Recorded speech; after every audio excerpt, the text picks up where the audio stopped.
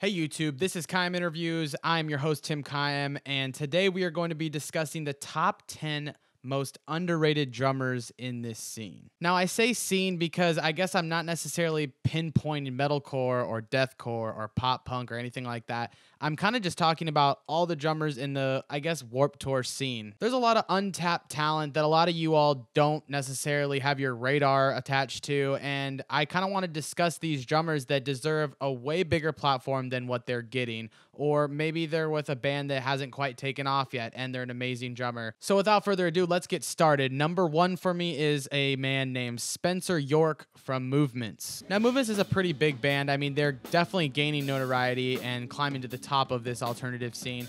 But Spencer is a very humble individual who isn't very active on social media and whatnot. He, lives a pretty humble life and, just plays with his dog and is basically an animal whisperer, so that's pretty cool. But he's a very, very talented drummer at that. I actually met Spencer many, many years before he was in Movements via his drum covers and whatnot. He's a great drummer, knows how to make drums, tune drums very well, and is obviously a very great player. I'd probably compare Spencer to maybe a Steve Clifford from Circa Survive in that he really plays tasteful in terms of being with a band that's a little more chill. Spencer does a great job at being persistent with his hits and not too flashy and crazy. I mean, you're not seeing everything flail everywhere like you would see with like a Aaron Gillespie or Connor Dennis, but the playing is definitely there and the technicality is definitely there. Some of the drum parts that Spencer writes, I literally could never imagine writing myself. I mean, I just can't fathom some of the stuff he writes. It's insane. I mean, even certain parts that I can hear on recording and even seen him play live, I'm still kind of trying to figure out how my body would move that way.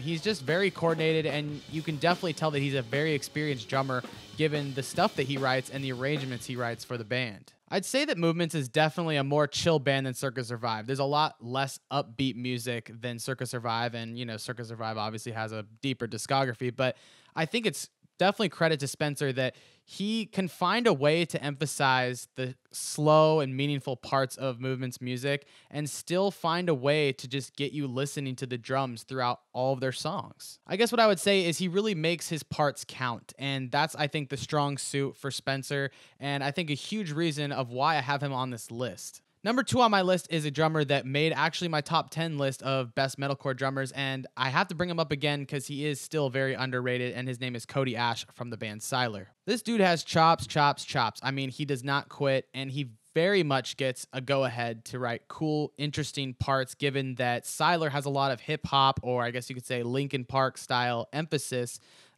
given that their music is kind of a hybrid of the two. For example, there's a part in the song that they have called Shook where Cody gets an opportunity near the end of the track to just kind of go in on this fill, and it's really fun to witness live because the crowd, for whatever reason that they could just have another transition going into another song, Cody makes it extremely interesting, and people freak out when they hear this fill because they don't know what they're exactly hearing. I think his writing brings a fun and energetic feel to the band, and overall brings their live performance up several notches because, I mean, that's what they're going for, and this upbeat style of hip-hop or whatever, hip-hop rock, kind of just goes hand in hand with this fun, choppy drumming that Cody can bring to the table. So I definitely think you should check out Cody Ash again and check out Siler. Number three for me is a drummer from Knucklepuck called John Sayorik. I hope I'm not butchering that, but John is a good friend of mine, and I just became friends with him because I'm a massive fan of his drumming, and I really wanted him on the channel. So John is a lefty drummer, and that already makes him unique in and of itself, especially in this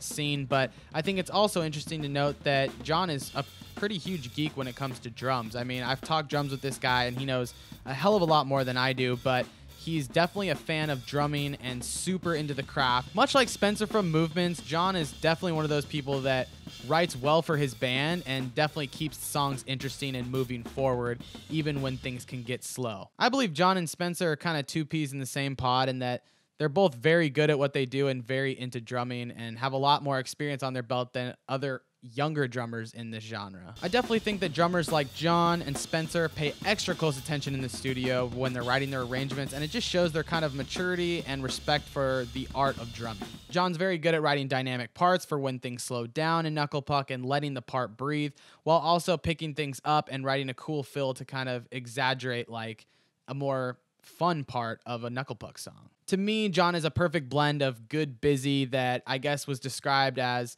like Alex Rodriguez from Seosin, who's one of my favorite drummers of all time. And I just think it's a fun, creative, busy but good way to be a drummer, and it's very fun to listen to, especially for the genre of pop punk where most drummers could just stick to being a Travis Barker copy. I really think that, John does a great job of being his own drummer and paving that way for others alike. Number 4 on my list is a dude named Evan Ambrosio from State Champs. And while most people might not have him in their list of top 10 drummers or maybe even a top 20, I really think that you're underrating him. Evan has a great feel for the genre, and with that, he doesn't take away from what State Champs is going for as a band, but he's very, very technical, and the dude actually has really great chops in terms of what he knows as a drummer, and seeing him just on a practice pad, I mean, the dude is extremely advanced for, I guess, the style of music that he plays. However, guys, do not get the facts confused. Evan is a very talented drummer and obviously is endorsed by DW Drums, which is not an easy task as you're a drummer in this scene. So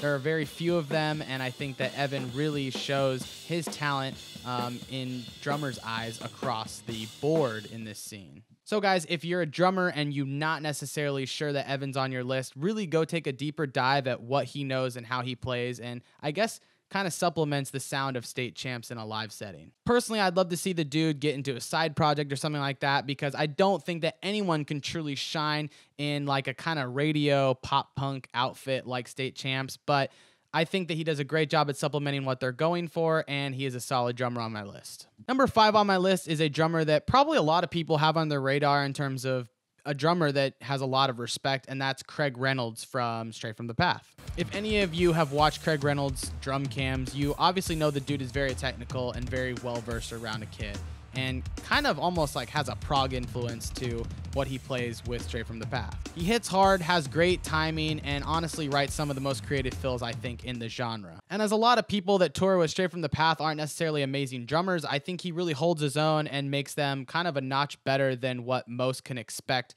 for the genre that Straight from the Path is. His playing is very tasteful and creative for, I guess, this genre that could be struggling in the drum department, and we'll kind of get to that and touch on that a little bit later throughout this video. Number 6 for me is a drummer somewhat in the same vein that I have to brag about, named Jake Smelly from Gideon. Jake is one of the OG members of Gideon and writes a lot of the parts for the band and as well as lyrics, and the dude has been a hub of talent since he was like 15. Gideon's earlier records are actually my favorite part of their discography, and Jake was like 15 and 16 writing these drum parts. It blows my mind. Jake is definitely a hard hitter, but aside from that, he's also a very creative writer, and his arrangements always supplement the breakdowns very well. I think that Gideon has some of the most powerful breakdowns in melodic hardcore because Jake is behind the kit, kind of supplementing that and fueling that and leading it to, I guess, its climax, if you will. So no matter how early Jake started writing his parts for Gideon, the dude has blossomed into an amazing drummer. I have so much respect for the guy, and he is probably one of my favorite drummers that I have on my channel. Just the power that that guy has and how satisfying it is to just know that he's hitting every beat with such force. I don't know, something about it is really fun to watch, and Gideon is definitely one of my favorite bands in melodic hardcore, so I definitely think that you need to check out Jake Smelly. Number 7 for me, we're kind of jumping into a different genre, is Joe Arrington from A Lot Like Birds or Cianvar. Joe Arrington is basically the definition of an underrated drummer, because I'm sure a lot of you clicked on this video and didn't even expect me to mention his name. And while most drummers I'm mentioning on this list are extremely talented, I definitely say that Joe is probably the most talented, and that he has so much experience under his belt, and he's just unfazed with the shit he writes. His writing is so unorthodox and so different because he plays for, these swancore bands, but he also has no problem playing metalcore stuff. Like he even filled in for the drummer of Weekar not too long ago, and it was awesome to watch. He killed it. I definitely think that he's more experienced than most of the drummers in this scene, and it definitely shows given that his writing is kind of leaps and bounds more complex than what a lot of drummers are writing in this scene, but I think he's definitely not given enough credit for how good he is, and that is why he is on this list. Number 8 on my list is Josh Miller from Emir. Josh is kind of what I would describe as like a Tasmanian devil behind the kit. The dude is so fast, and he is, again, one of those drummers that just makes it look way too easy. He's so unfazed while he's playing these crazy I don't know, complex parts with his feet. He's just so talented. I actually was talking to Josh one time after we were filming a drum cam, and I was talking about his footwork, and he was saying that he leads with his left a lot of times if he just gets tired or feels like he wants to throw that in there. So it's just crazy that he is so versatile and so comfortable behind the kit that he doesn't even have a specific way that he has his footwork operating behind the kit. It's kind of impressive. Not to say that he's doing it haphazardly. I mean, the guy obviously knows what he's doing, but it's just crazy to know that he's that comfortable behind the kit. What others might call open-handed, I would just say, is the Josh Miller chaos, and the dude is just a beast. And while most people are quick to give Luke Holland tons of credit for being a prodigy at a very young age, I definitely think you should go consider that Josh Miller is also a drummer that was very, very talented at a young age and has blossomed into quite a talented drummer with amazing chops at where he's at right now. If you want to check out any of Josh's stuff, he also plays for the band Spite now, and also, I believe, a side project with Tom from Chelsea Grin, and also Emir. Number 9 for me is a drummer that does really well on this channel, Steve Carey from The Color Morale and Census Fail. Steve is so energetic and so fun to watch, and he's very, very clean. I don't know who has a cleaner kit and a kind of a better sounding kit than Steve, as he's endorsed by DW Drums, which again, it's not easy to be endorsed by DW Drums, so you definitely know that this dude is a powerhouse behind the kit. Every time Steve is on my channel, his views do really well, and I think that is because he is just such a fun drummer to watch. He never screws up, his kit sounds amazing, and he's got this huge smile on his face the entire time, and you just can't help but love the guy when he's doing it. The weird thing to me is that Steve is barely ever mentioned in terms of like top 10 drummers in this scene, and I guess I'm kind of guilty of that as well because I didn't put him in that list in my last video, but I definitely think that he's up there on any given day that you're asking me. I'm very passionate about that dude's playing and how good he is, especially for how humble the guy is. He's just a great drummer that maybe doesn't get to shine when he plays with bands like Census Fail or Color Morale, and that they don't have crazy, crazy drum parts, but he is so capable and so comfortable behind the kit. Steve is definitely something special and is an underrated gem in this scene. Last but certainly not least, I have a very unpredictable curveball that maybe most of you also didn't expect me to put on this list, but his name is Matt Wood in the band Vane. Matt is a very, very technical drummer and very, very fast, especially given the genre that we're talking about here. So we have people like Craig and Jake who kind of bleed into the hardcore realm, but in terms of pure hardcore, I guess you could consider Vane just that. I won't get into genre semantics or anything like that, but I definitely think that Vane is the closest thing to hardcore that I have on this list, and I think that he is leaps and bounds better than most of the drummers in hardcore. I think that Matt reminds me a lot of Eric and Proda from Night Versus or The Fever 333.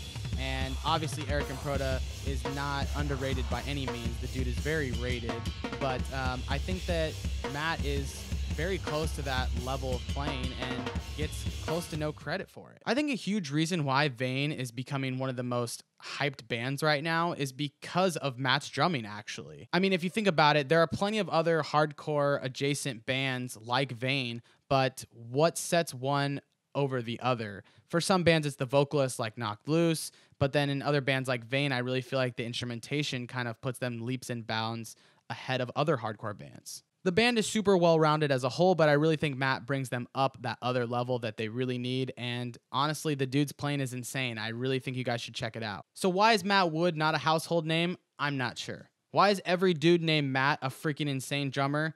I can't answer that either. But nonetheless, we are left with the facts, and Matt Wood makes my top 10 list for underrated drummers in this scene. So guys, I hope you enjoyed this video. Let me know in the comments below, who are some of your favorite underrated drummers? I'm sure I missed a ton, and I'm sure there's a lot of untapped talent out there in this scene that is amazing that I kind of glanced over. But again, this is my subjective list of top 10 best drummers that are underrated in this scene. Regardless, y'all, it was great talking with you, and it's always good having discussion in the comments below. Please make sure to like, comment, subscribe, all that good stuff. And it is Cayem Interviews. Peace out.